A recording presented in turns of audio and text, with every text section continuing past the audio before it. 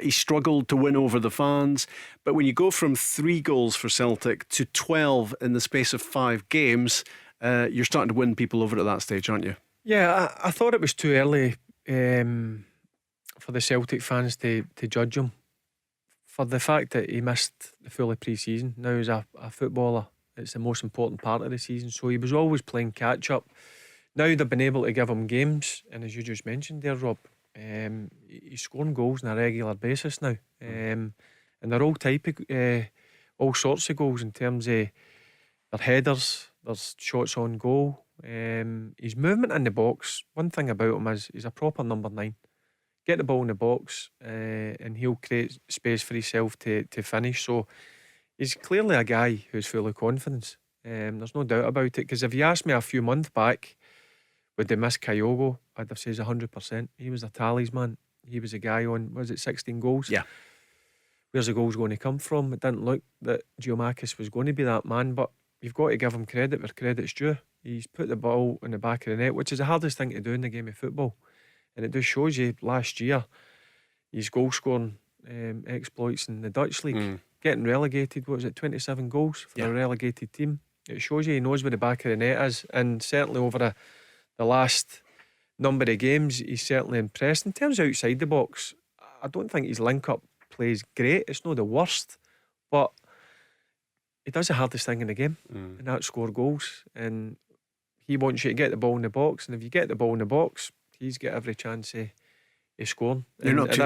At this moment in time, he is certainly a man full of confidence. Yeah, you're not too bothered about link-up play if he's scoring goals at the rate he is. Yeah, but you know, number 9s now, they want to come and they look the part and lay the ball off and nice flicks and get involved in midfield play.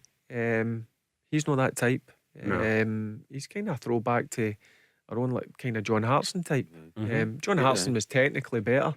Chris Sutton was technically better, but similar types of players. He doesn't mind the ugly side of the game. Yep. He'll get involved in the ugly side. Aye. And you don't find a lot of strikers like that. Like Morelos is like that. He likes the physical side. He likes a centre half being aggressive towards him. That brings the best out in him.